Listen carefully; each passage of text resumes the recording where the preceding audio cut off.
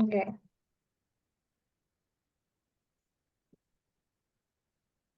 Okay. So Hare Krishna, everybody. Welcome to our online session, Y4K, Growing Up in the ISKCON movement with Namarasa. Namarasa is a wonderful, kind-hearted, special devotee who is fixed in her faith, who is also a wonderful sister and friend to us all. And she's an amazing baker and kirtaniya, and she's always at temple, many programs, and she's also attended almost every single one of the Y4K sessions, she and her sister. So it's been amazing having you part of this youth group. You really mean a lot to us, and we're just excited to dive deeper into your journey as a young devotee in ISKCON. Okay. So the first question, we'll start off easy, is, are you born into the ISKCON movement? Yeah, fortunately I am. Yes, My fortunately. parents joined long before I was born, so Nice. Okay, and your birth name. What is your birth name and what does it mean? my birth name is Namarasa, and it means nectar of the holy name. And when I was born, my parents sent my birth time to Jayapataka Swami, and then he sent them a list of names, and then they picked Namarasa. Nice. And what does Namarasa mean? Nectar of the holy name. Right. Okay, so when you went to school, how did you explain this concept of vegetarianism to your friends? And were there any negative or positive experiences? There was definitely both. Like, it's amusing to see how many people like they cannot go without eating meat.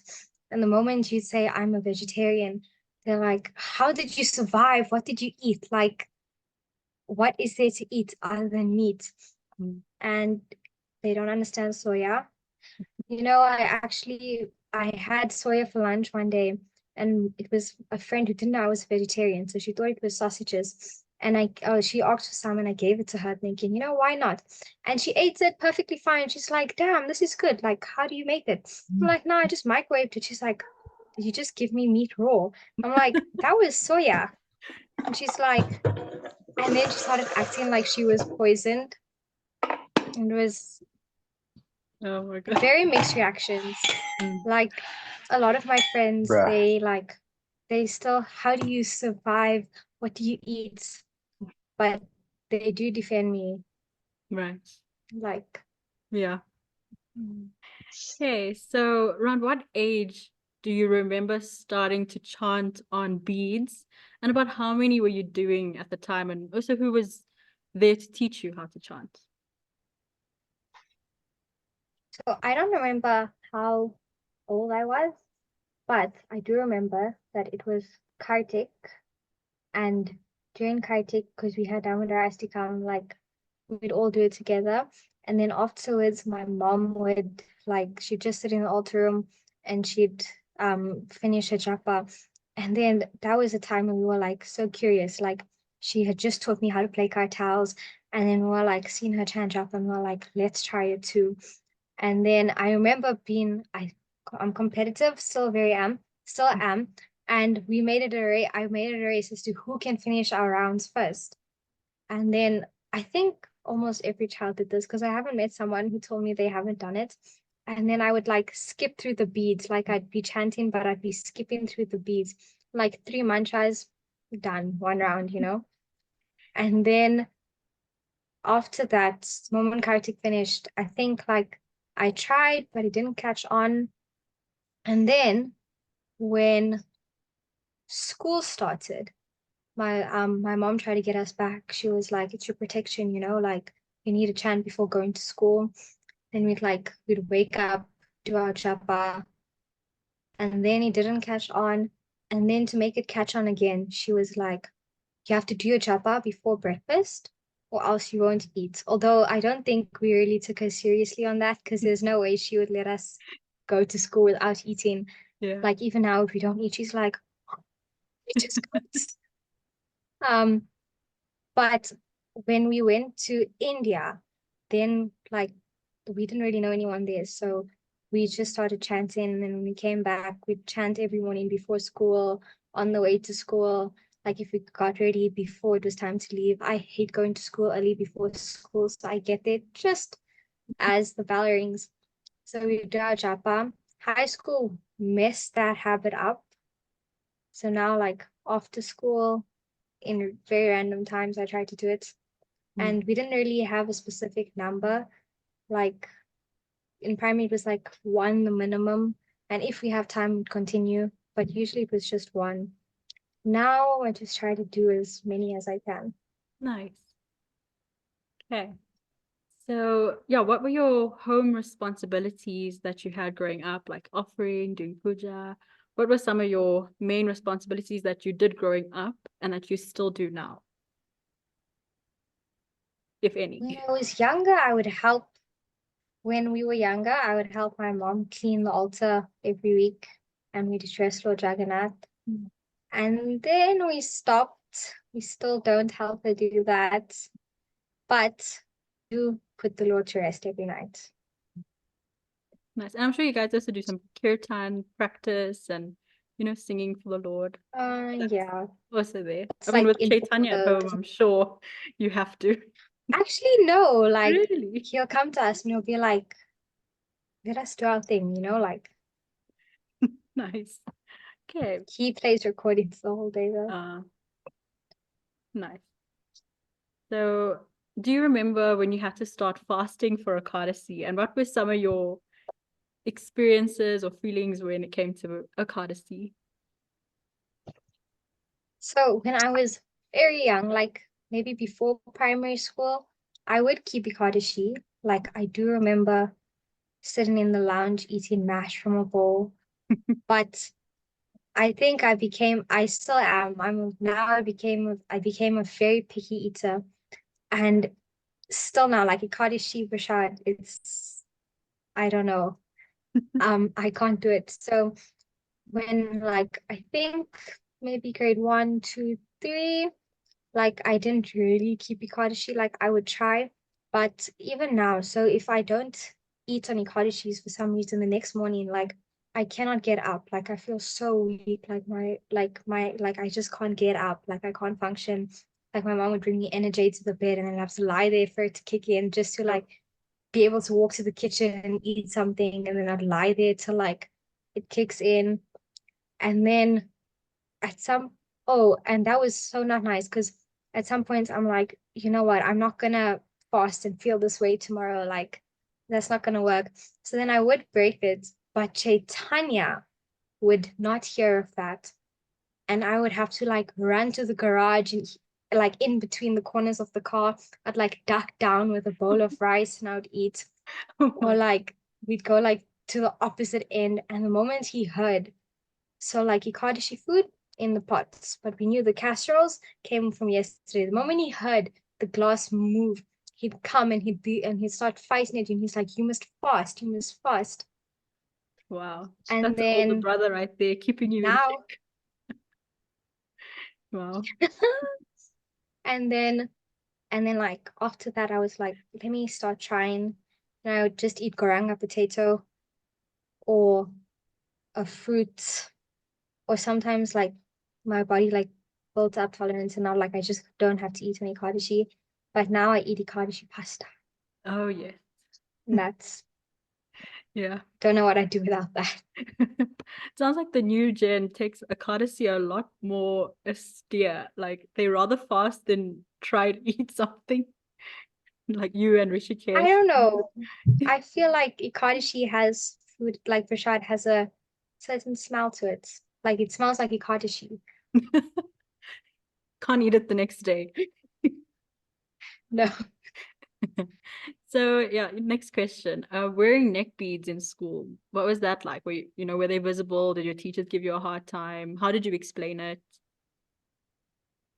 Neck beads. So in primary, the moment we said it's for religion. Like they didn't really question it. Sports, I did have to take it out, but Namarasa actually gave us this idea because we were like, how can we take off our neck beads and like be without them? So we sewed tulsi beads onto scrunchies and stuck them onto hair clips. And then I'd wear that during sports. I still do that. Wow. And Creative. neck beads, everyone, even now in high school, like teachers, they'll be like, you're wearing a necklace. I'll be like, it's religion, and they leave it. But a lot of them, they're like, oh my word, that is such a beautiful necklace. Where did you get it? Like, I love it. I remember when I used to do karate, there was this one boy there, and he every week he used to see my necklace thingies, and he's like, where'd you get that necklace from? And like, I really want one like that. And I don't think it clicked to me at that moment to like really explain to him. And I'll just be like, religion, it's for religion. He's like, he'd be like, can I try it on? Can I try it on? And I'd be like, no, I'm not allowed to take it off. And then that went on for like a couple of weeks. And then he came back with his own replica of neck beads. Whoa. Like it was like bees that kind of looked like this. And then he actually had like a tiny version of a kavacha. Whoa. Wow. It started a trend. Yeah. That's Yeah. so nice, actually. And yeah, did you ever dress up for Heritage Day? And how did you dress? Was it like Hindu style? Or was it like Vaishnav style? What were some of the things you would do for Heritage Day?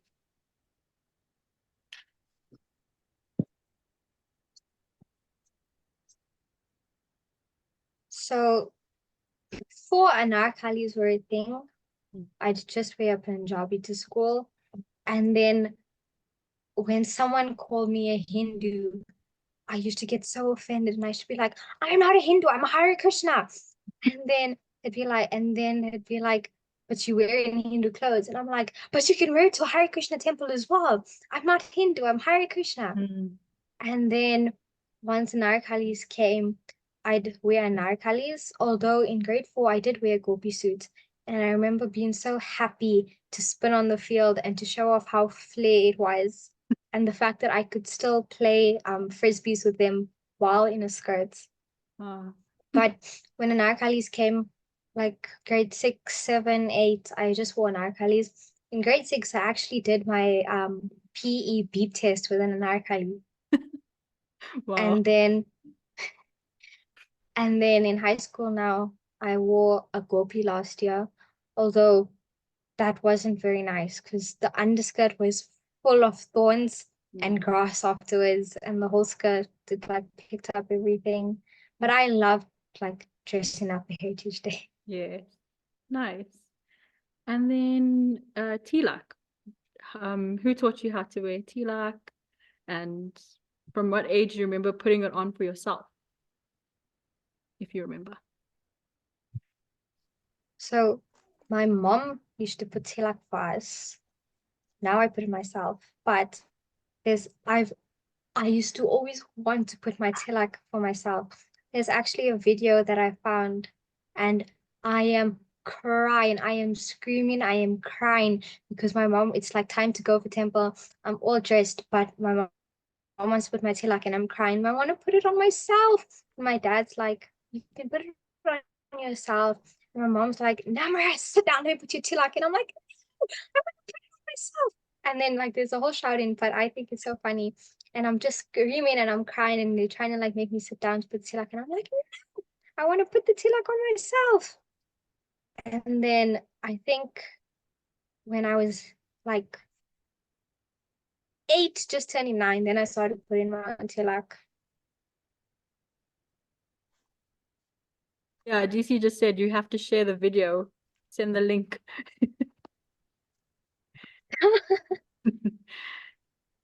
And yeah, have you started reading Srila Prabhupada's books or sign up for any courses? I know you are currently busy with a course. If you could explain a bit more. Um, oh, I am doing the Bala Bhagavatam course. Like just last week Sunday, we got our level 2 certificates. We were so scared because that exam went not in our favor, let's say. And then we heard if you failed, you'd get a participation certificate, not a completed certificate. And me and Graham were like, what if we get a participation certificate, not a completed certificate? But that's really nice. Like it's very simple. You have to pay attention to it. Like what we do doesn't work. And then reading, I love reading. Although I find it very hard to read spiritual books. Although very young, my dad got me into reading autobiographies. So I can only read autobiographies from like a spiritual person. But I'm currently reading Mother Vishaka Dasi's autobiography, 5 Years, 11 Months, and Lifetime of Expected Love again. I've started a lot of them, not really finished them. Or I don't like to count because I feel I was too young to really comprehend what was being saying there. Although I do remember Radhanath Swami's autobiography being really nice. The part that stuck with me the most is when he was sitting on the roof, and I think it's a mongoose or something that stuck on his head. Like that's the only part I remember. But I love reading autobiographies, and I wish I could read them faster than I am. And then when we were younger, we'd have a Krishna club with Radharasa. So every Friday she'd come and she'd teach us verses and songs and tell us pastimes. And I feel like that really played a role in like teaching us a lot of stuff, because now I'm starting to realize it's really hard for pastimes and everything to click. But like the fact that she built like the foundation and whatnot, I learned something and I'm like, oh, like rather still something much similar, but like this is more information to that. And that's really nice. The Krishna club that we had. That is very nice. Yeah, okay. So what does temple mean to you? What about showing his whiteboard? But what does temple mean to you?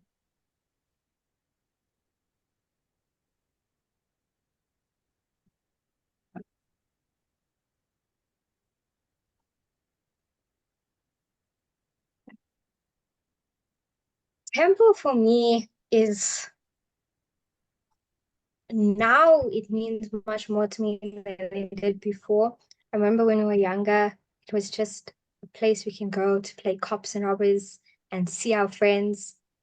And eventually, I remember I didn't really like going to temple at all because like it kind of felt forced. And then I'd be like, but then I think after that, then like I started choosing it myself. And then it started meaning a lot more to me. Now it's like somewhere you can go to see the Lord.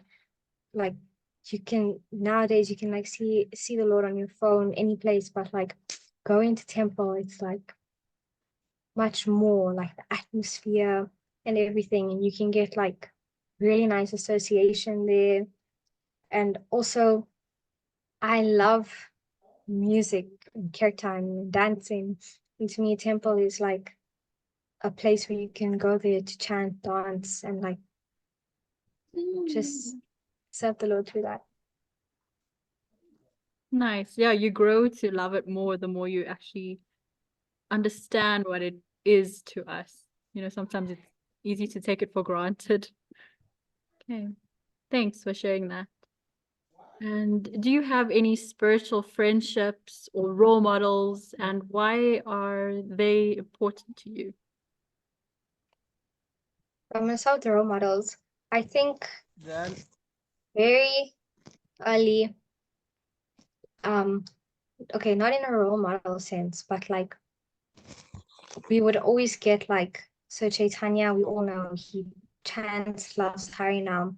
And I think through him, we were like, always like, okay, you have to be really spiritual. Like anything you do, like wouldn't cut it. So then I feel like his enthusiasm to Krishna consciousness, like really inspired kind of us. And also Namarasa and Yob, it's definitely because they've always been around us, like ever since we were young. Like Namarasa taught me how to do monkey bars and everything. And then Krishna Club, like birthdays, everything. They're always there and they like you can be yourself but still spiritual and everything with them, and I really love that about them and a lot of other people, but the two of them really stand out. And I am very lucky to have a lot of spiritual friendships. I feel like now we really understand that, oh, spiritual friendship isn't that easy to find anywhere. Like when we were younger, because there were so many children, we'd like play touches, play cops and robbers, and then we'd be like, what is Sunday program? It's a place to go see your friends and play games. But now spiritual friendships are like, they feel like so priceless to have. Like I can talk to someone and I can talk to them about my material problems, spiritual problems, and like we can both relate and have a full discussion about that. Yeah, for sure. And I think that's Yeah, very important. that is very important. Yeah, so what is your favorite time of year or festival? So I have like, oh, I absolutely love Janmashtami because Pretoria Temple, all I remember is Pushpa Abhishek, and I remember to stand in that, the flowers came above my ankles. And that was the most fun. Like the Kirtan would be rocking. We'd have just seen a nice play. Like we were waiting for midnight to come for the flower festival so we could throw flowers at each other and play in the flowers. And I think that really made me love Janmashtami.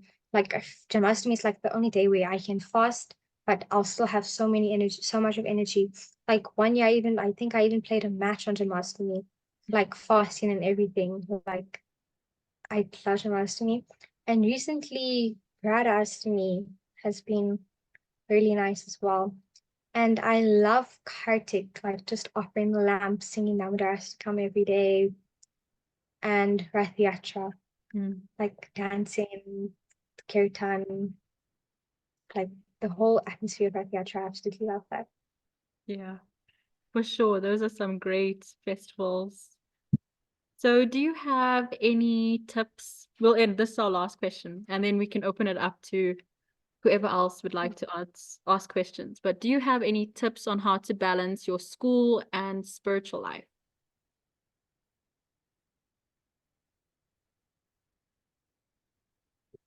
I don't really have that many tips because I feel like that's still something I struggle with. Like, I know last year I was studying for the exams at Temple, like do my homework at Temple, but I don't think you should do that. I think that's still something I'm trying to figure out. Hmm. No, for sure. So This is also what this platform is for. It's for trying to balance it out, figure it out, make friends, and discuss these topics. So yeah, this is also one of the platforms for that. So yeah. Does anyone have any questions or comments for Namarasa?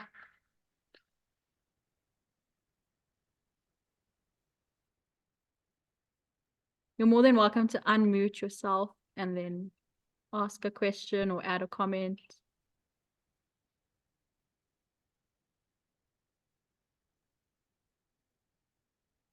Haribo. Hare Krishna. So grateful. it's Arbosh. I'm so sorry for joining late, Nama, but I caught the back end of your last answer to your question. And I think just off of that, um, do you feel like compared to other people your age or friends outside of the society, your experience as a young person is different? I mean, you don't hear many people studying at Temple. It's not an experience well, it's an experience I am actually used to for some reason because I also used to do that.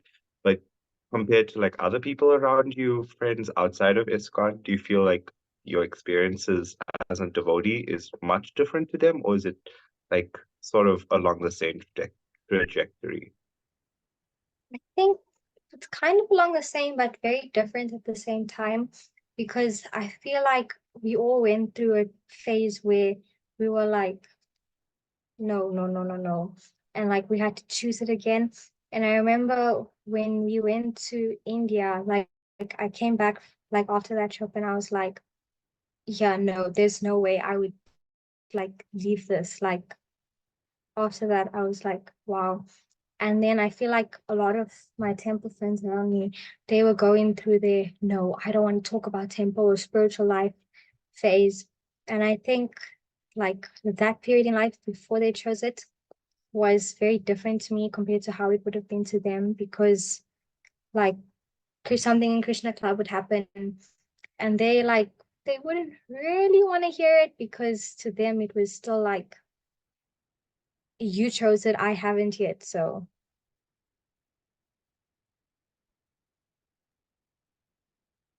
Nice. Thanks for sharing that.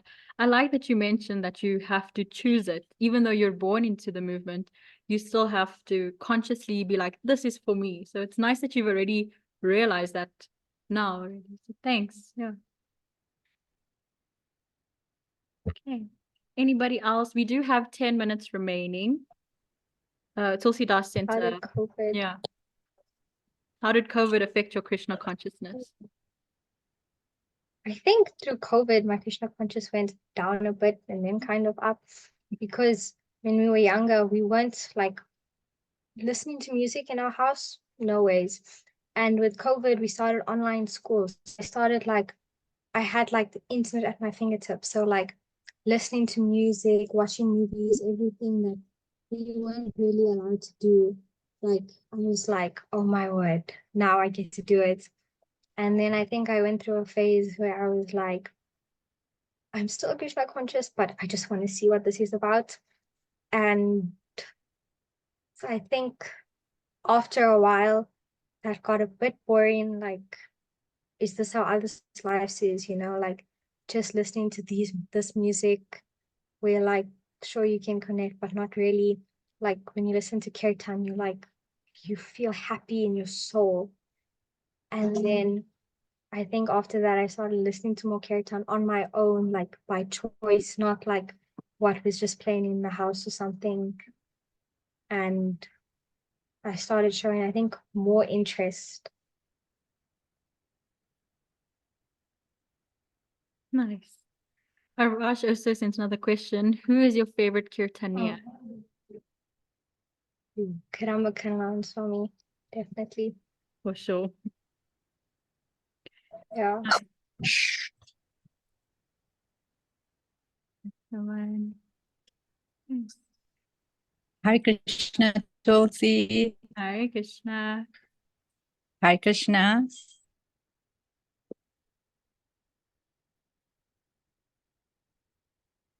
Have a question? No question. Recording in progress.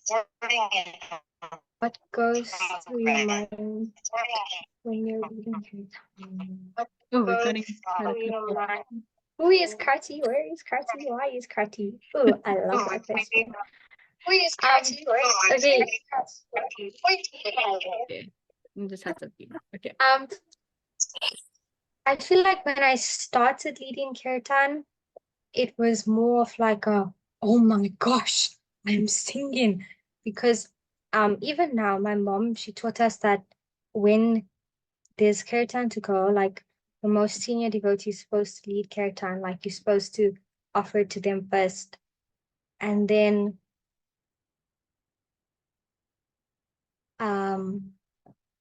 now I think it's more of like just praying to the Lord. Like I feel like when I started using Kirtan, maybe my mind definitely wasn't in the right places. But now I'm trying to get it. Like it definitely goes haywire during Kirtan, but now it's more like I'm my best. And then Krati. Krati is Radharasa. And it's Krati because we could not say Radharasa when we were younger. But we love Krati. Speaking about Krati, Thank she you. asked, what makes you proud to be a devotee? I think it's definitely that we have such a beautiful culture, and it's like it's not a place where you have to be a certain race, your personality has to be a certain way. I feel like I'm proud that like anyone's accepted, like your who you are as a material person doesn't influence how you're accepted and perceived spiritually in a by community and stuff. And I think I'm proud of that. Hmm. How do you deal with your sister? I don't know how I deal with her. Sisters are a gift, guys. Oh, I absolutely hated her when I was younger. Like, Okay, so we've got 4 minutes remaining. Shobhamai has her hand up. You're more than welcome to ask your question, and then we're going to end after this last question. Okay. Mataji, please Hi, ask. hi, Paul. I have a question because it's a Yeah. difficulty for me too. Yeah. Um, so like at school when you're like sitting with all your friends and you like see like other people are eating like other things and like maybe make you feel uncomfortable. So like how do you deal with that? I cannot stomach it. Today, my friends had a pie, and I went to stand the other side, and I was standing alone until she finished her pie. I don't know, like, I struggle to deal with it really badly, but I try to like I'd offer them sanitizer or I tell them how I feel about it. I'll be like, okay, I'm vegetarian. I don't eat this. Like, this is uncomfortable. And then like I'll sit further away from them or something. Also, don't do this. Like, I'm perceived as a very maybe rude person at school because I always like tell people how I feel. Like, I remember this one girl, she was eating fish and it absolutely stunk. And she Oh, I came to sit know. next to me. And I told her, go sit on the other side. You hurting my nose. And I don't know. I think very rationally through that. But I think from primary to now, I've definitely built up a tolerance. And I just try to be like, if you touch that, I'm not going to touch anything of yours. Or like, I keep sanitizer and like, I'll sanitize my hands and I'll start talking about germs and like Saturday give everyone sanitizer. It's not washing their hands, but it's the second best thing. But that's just something you have to, I don't know, it's a struggle for everyone. No, I think I it hate is. walking past the Yeah. meat aisle. Yeah, it's important to set those boundaries to your friends and other people. What I would say is like treat it like an allergy. Like, you do this and I do this, and there shouldn't be any like contamination, like in that sense. Just like, when they ask like, are there any allergies that you have like on an indemnity form, like put that on as well. So just set your Yeah, meat, boundaries. fish, eggs. Yeah, like be cautious with friends, and you're more than like you're allowed to tell them how you feel about it, and like in a nice way as well, and also allowed to excuse yourself when you need to excuse yourself. I think it is very important to set those boundaries. And be careful Yeah. at school camps because I went to camp and they gave me chicken. And I looked at them and I'm like, I don't eat meat. And they were like, chicken isn't meat. This is white. Meat is red. And I was like, no, I don't eat chicken. Yeah, it is a tough one. I know up till today, but veganism and vegetarianism has become a bit of a trending thing. So I think it is a bit better. People are a bit more accommodating. So on that note, we're going to end. I apologize. I do have load shedding coming up, and I do want to keep these meetings nice and short so that we can have other people watch them in a good period of time. But thank you so much, Namarasa, for your time, for sharing your experiences. I know this won't be the last time we talk to you. We will dive a little deeper into these topics as a group. And thank you to all the parents who have joined and the new little ones like Udava and Tadia. It's very nice to see your names pop up in here too. I do want you guys to join in on these topics as well. But other than that, thank you, and Hare Krishna. Thanks for joining.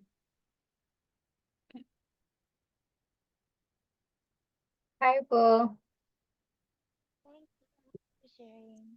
Okay. Hare Krishna, guys. Bye. Hare Krishna. Haribo. Haribo. Haribo. Haribo.